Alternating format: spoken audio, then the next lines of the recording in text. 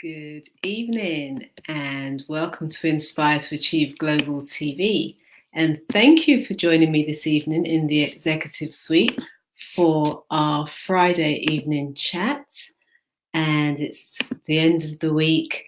How has it been for you? Has it been a great week? Has it been a not so good week? Has it been mixed? How has it been? Because when we start to wind down for the weekend, it's always good to take that time out to reflect on your week, to look at what worked well for you, what didn't go as well as you would have liked it to have gone, and to actually assess, what caused those things to happen. Were there things that were in your control or were they out of your control? And what could you do differently? What would you like to change? And these are some of the things that's really good to get into that habit of assessing and thinking about, because it helps you to create better results going forward. But if we just complain and say that, it's been terrible, it's so awful, without really assessing why we feel that way, it's very difficult for us to create change in our lives. So I will leave that thought with you for this evening. And maybe once we've finished chatting here together in the Executive Suite, you'll take some time to really assess your week and think about what you'd like to improve, what you're really happy and what you should be celebrating. So thank you for joining me. Hi, Robert. Thank you for joining. Lovely to have you here in the Executive Suite for our Friday evening chat. And today I'm going to be sharing my day with you because I've actually had quite an interesting day today. I was invited to a primary school. So if you're in the States watching elementary school, and I was there for practically the whole day. So I started the day doing an assembly for the whole school, and I was talking to them about a lady named Mary Seacole, who is somebody that inspired our charity to have a statue built and erected. And now we run an education program which helps children to look at her qualities and reflect on those qualities within themselves and to be the best people that they can be, which is right up my street if you know me well enough. So today was really my day for giving back. It was, something that I do because I want to leave a legacy. I want to pass something on to our future leaders. So it's an ideal opportunity for me to, have that face-to-face interaction and hear from the children, but also share some of my knowledge and expertise with them. And this is what I'd like to speak to you about, because again, we're here because we're either executives, leaders, business owners, and we want to create positive change for our own lives, but for those people that are around us. And this was what today was really about for me. It wasn't so much just to talk to them because I've got knowledge about a particular person. It was really to impart some skills, some knowledge, some wisdoms, and leave the children with something to think about and to reflect on in their own lives. But they also left me with things to think about. So it was a two-way situation. And I think that's the beauty of giving back. When you're prepared to give back, you learn as much as you give.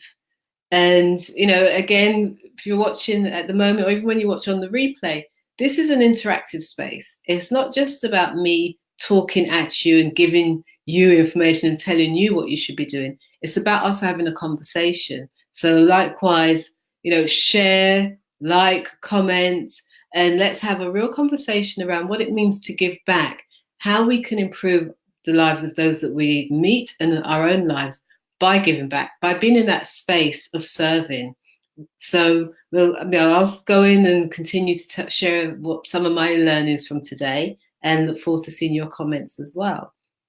So what I said, I was speaking about a particular lady. So in the first instance, in the assemblies, it's the whole of the school. The school has about 450 children. And it was so beautiful, just even seeing them when they came into the assembly, sat down quietly in their groups, arms folded, just waiting for the start.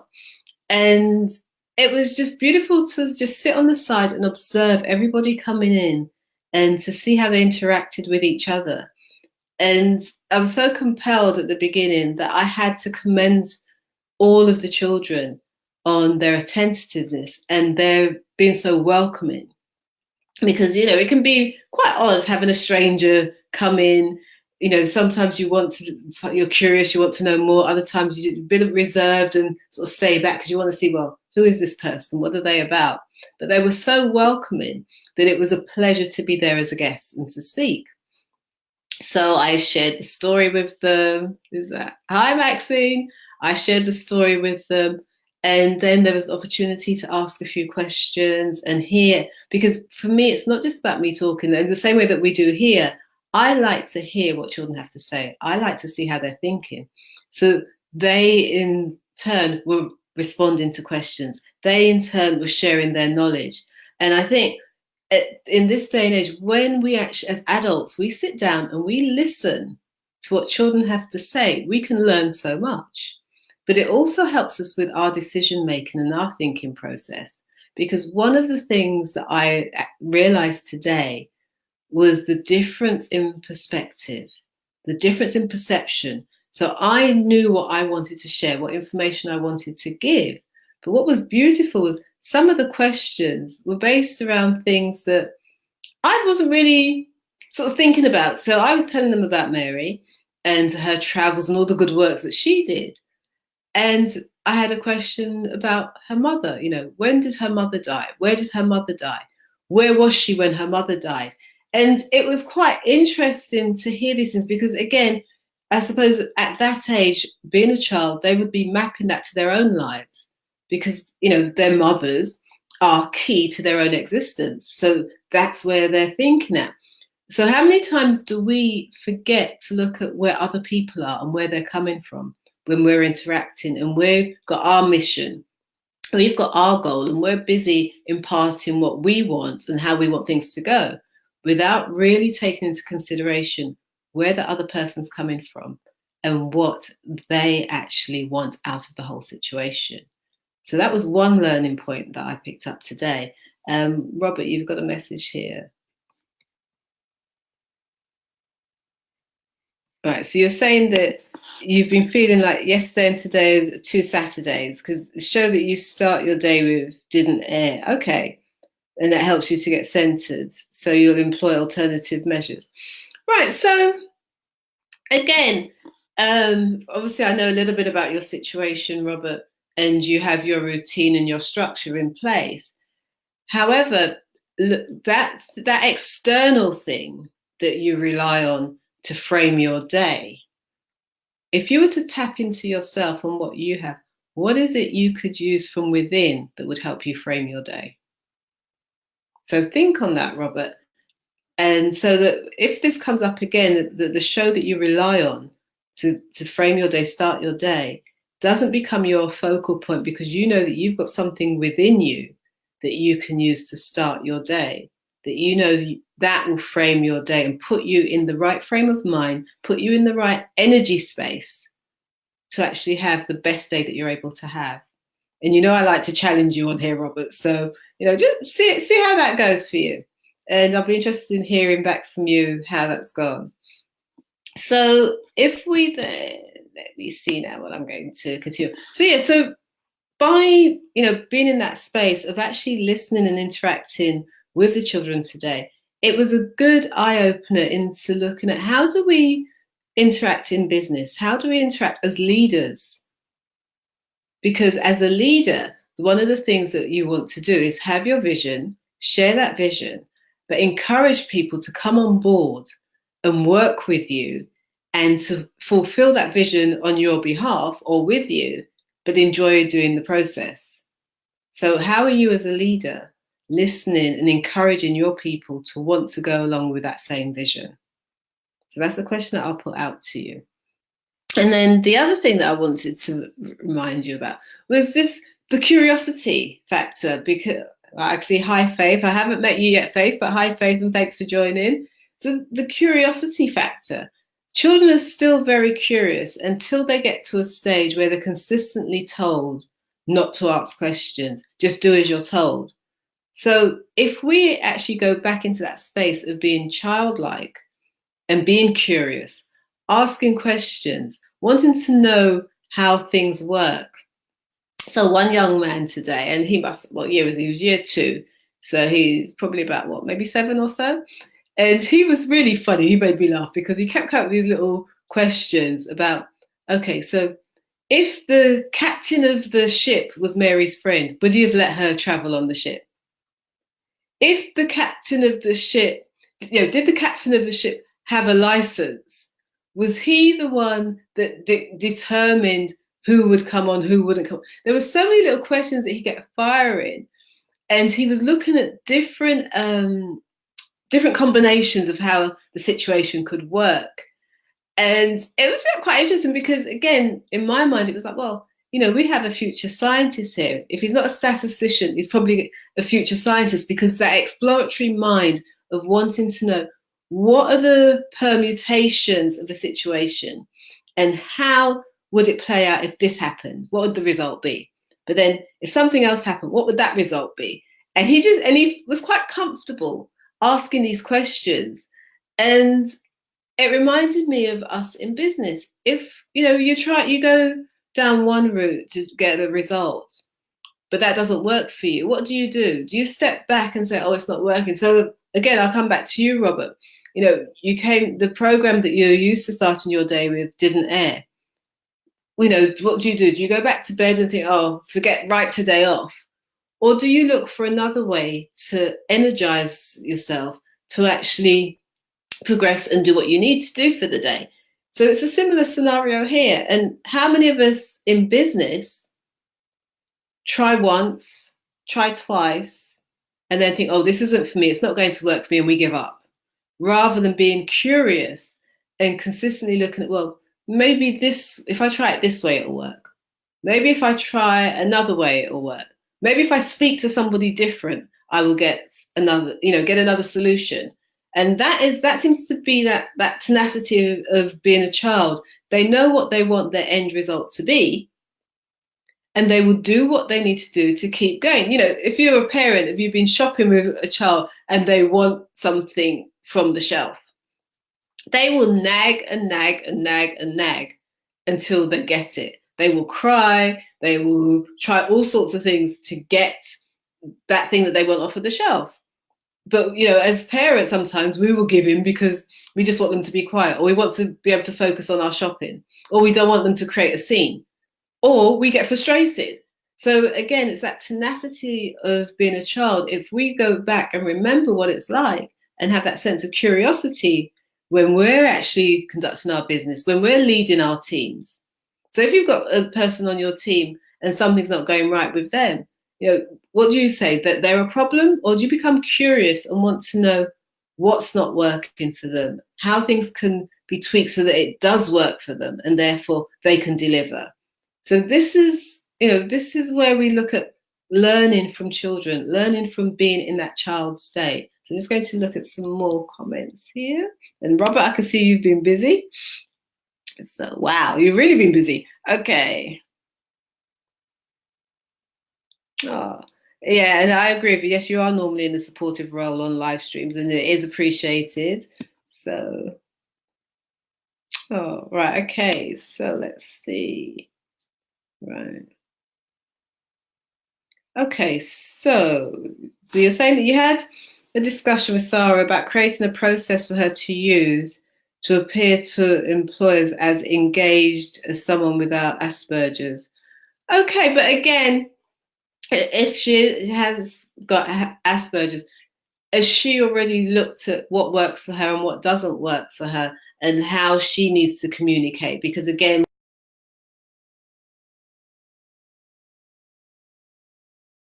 for her. So but as you said, you're always in that supportive role trying to find solutions for others.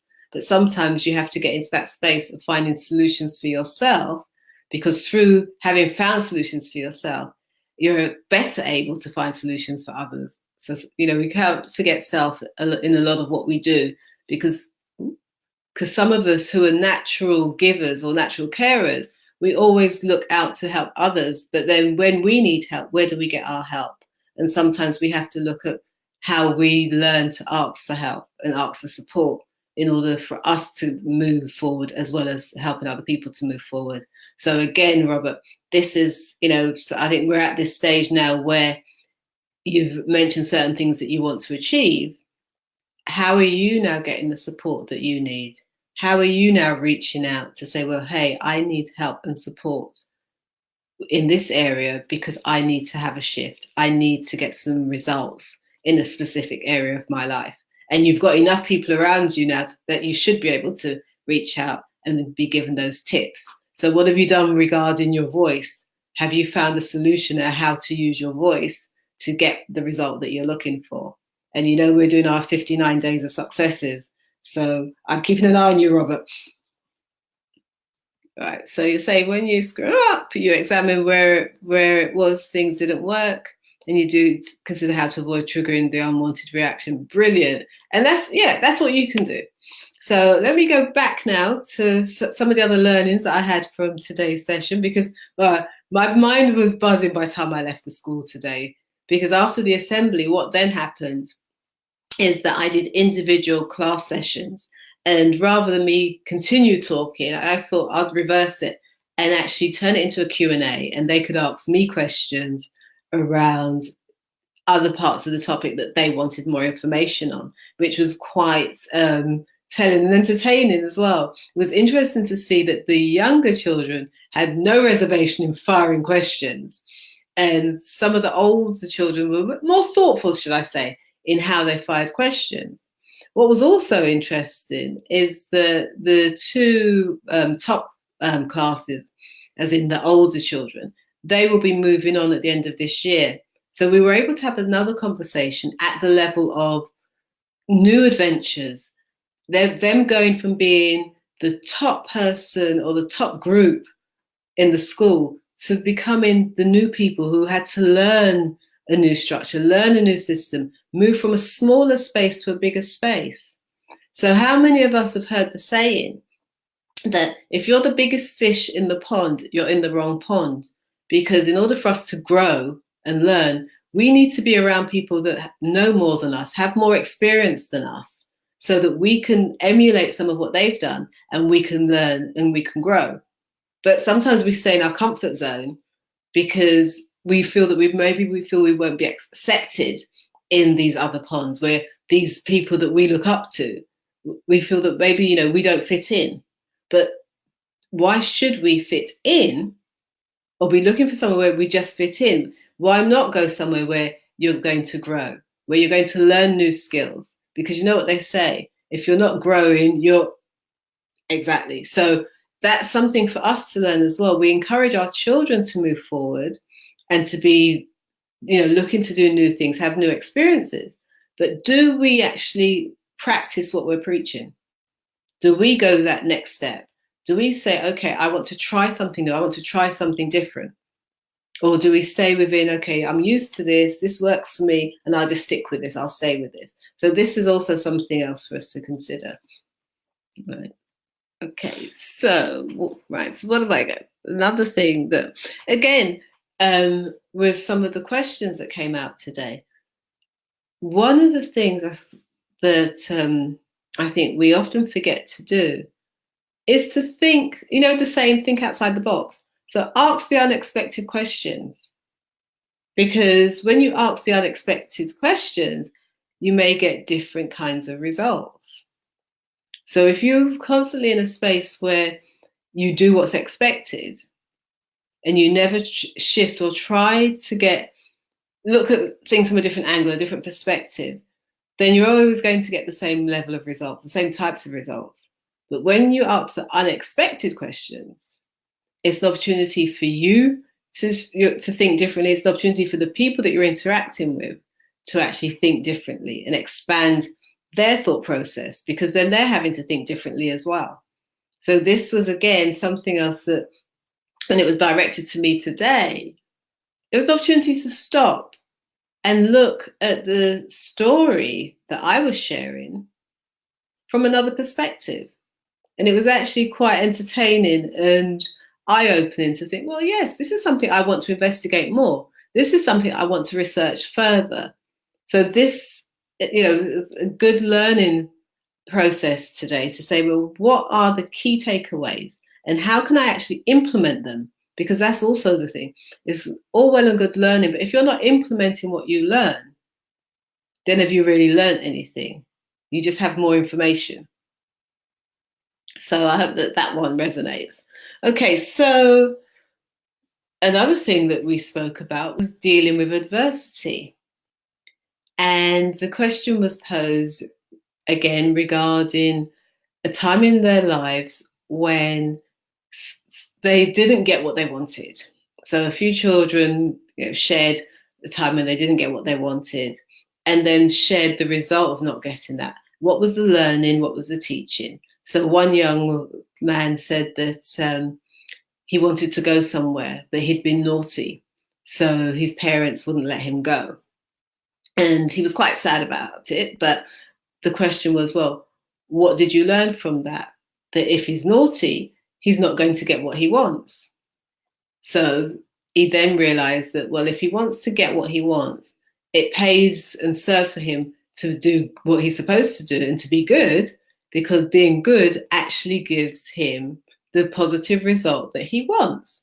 So again, he realized that there was a lesson learned, and although it came from an adverse situation, it enabled him to then have a teaching that he can get more successes later on down the line. So in short, adversities don't have to be the end of the world. And it was actually nice to see children at that age talking at that level about the fact that they've learned from their adversities, and they've now seen that how something good or something better can also come from an adversity. So already setting them up better than, say, some of us who hadn't had that teaching and we had to learn it later on in life, so that you can get successes out of your adversities, or you could turn your mess into your message, which is a popular quote that's been used. So this was another, a really promising conversation that we had today. So, right, you got lots of, hi, Elizabeth, thank you for joining. So Robert, you're saying that you've been predictable in the comments of bathrobe moments after dark, making bold statements based on your experience on hot topics. All right, so that's the nature of yeah, exactly, stimulate dialogue. Okay, so yeah, I like that one, Robert, when you're saying that you've learned this year that you actually feel gratitude during adversity. And yeah, and again, it is feeling gratitude during it, but not necessarily expecting or looking for adversity. But when you're there, rather than it being the end of the world and why me, it's really, okay, what's the lesson in here? Where can I find the good in this situation? And sometimes when you're in the thick of the situation, you wonder, well, how could there be any good in there at all?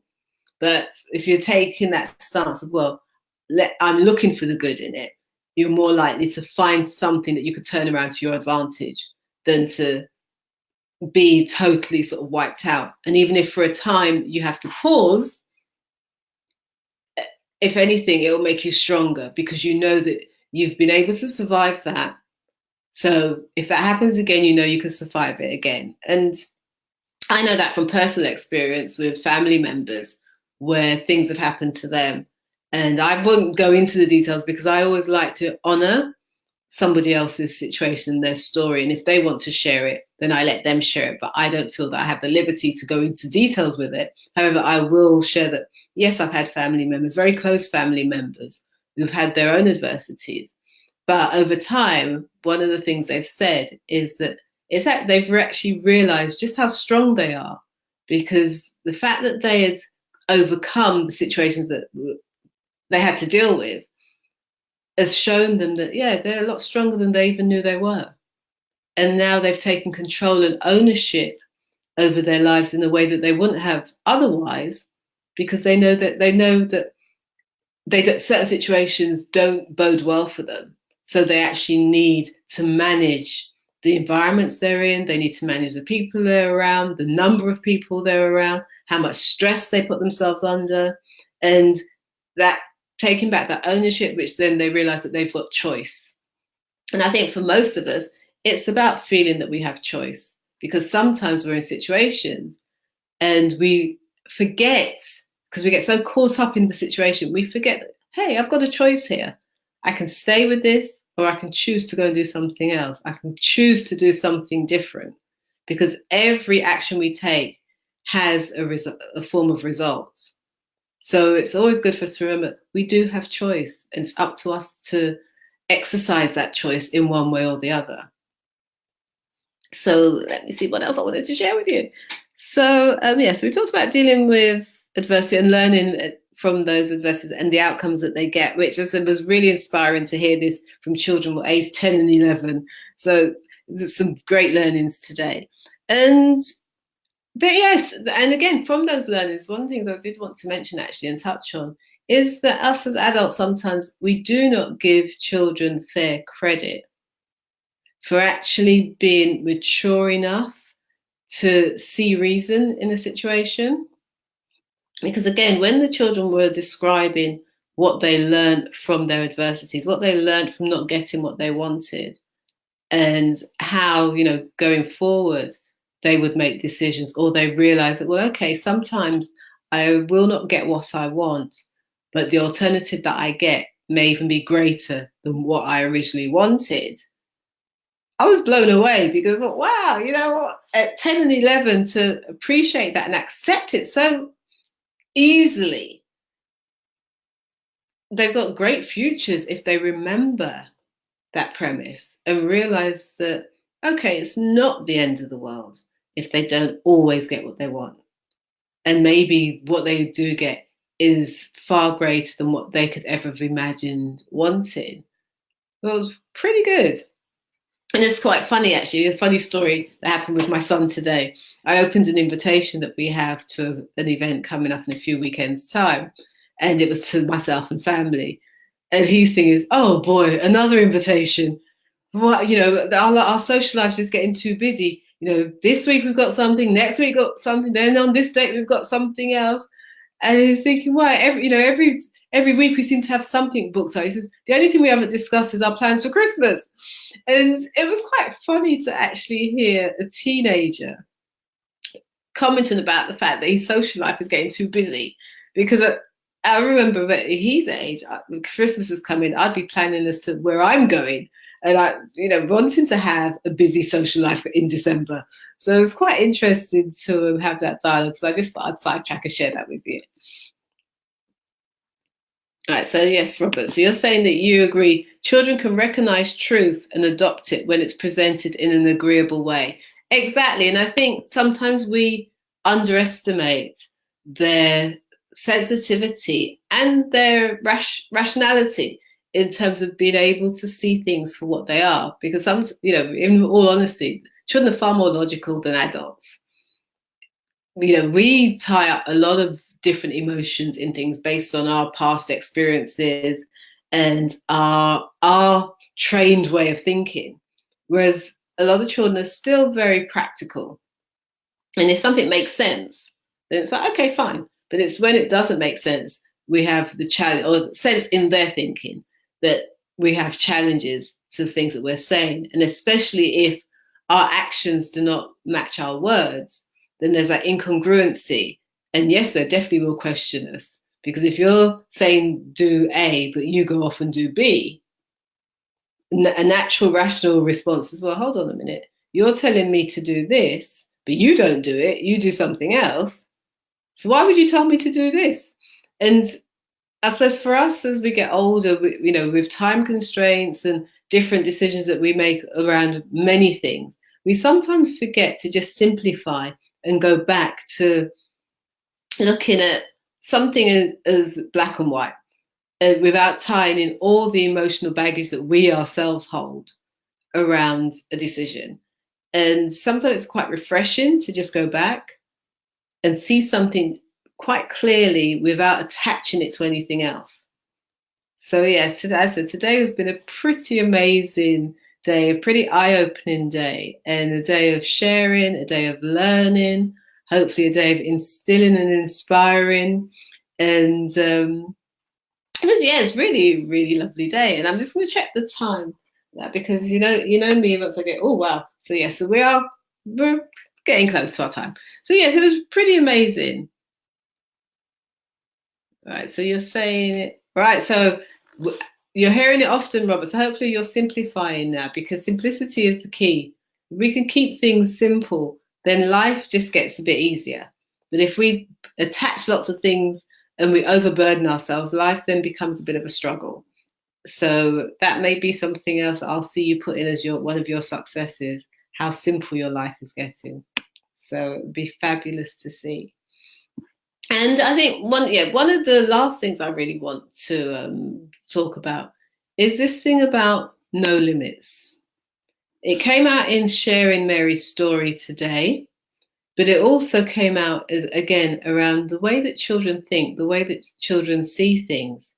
Because Mary was a woman that, although she'd been told no, and although she was in a time when women didn't have the liberty to travel around as freely as they wanted to, they didn't even really have rights. They didn't have the vote.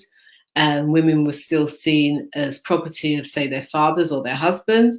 But this was a lady that was an adventurous spirit. She traveled around the world, be it by boat.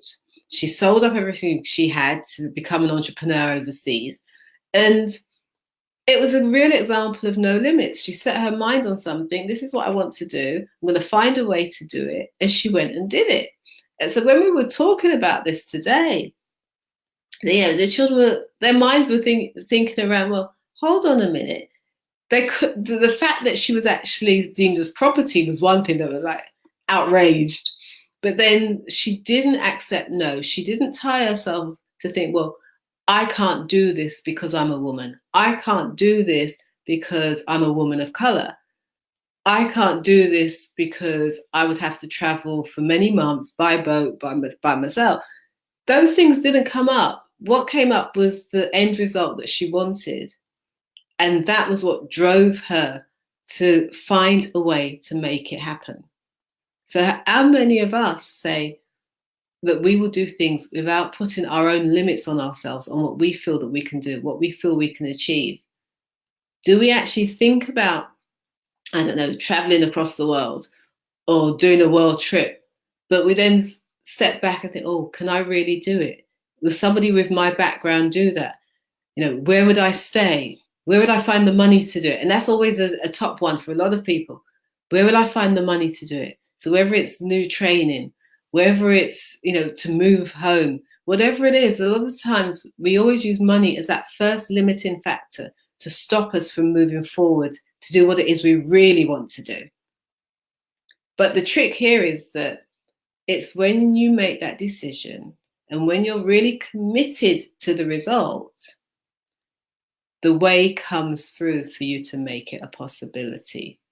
I've seen it in my own life quite a few times, that once I make up my mind and I'm determined that I'm going to find a way to get the result that I'm after, quite quickly, what I need comes prepared for me to actually take the next step. So that's something for us to consider today. So I've left it, we've covered quite a few bits, and I'll just quickly run through some of the key points. So I spoke about giving back and the importance of giving back, because when you give back, you also receive. And so, sometimes what you'd receive, you can't even imagine that you would receive that just from that genuine act of giving back. What you do when you're giving back, you're sharing your experience, but you're gaining experience from the interaction that you have. Again, your story. There could be something in your story that you can inspire somebody else.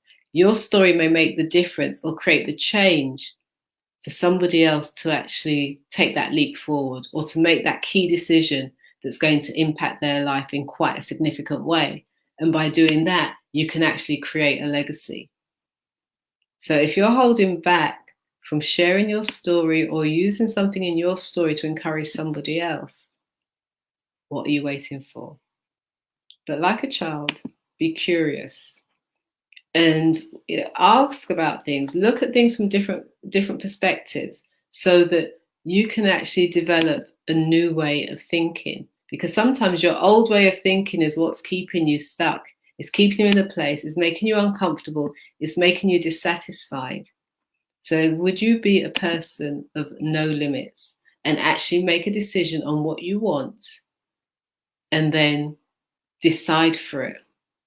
Because then the way you're opening up, it's almost by knowing what you want. So say you wanted to go to another room, you want to go to another room, you make that decision, and that making the decision for you is like opening the door.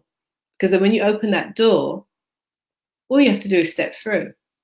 And that's where everything's just coming for you, because what you may want could be on the other side of that door.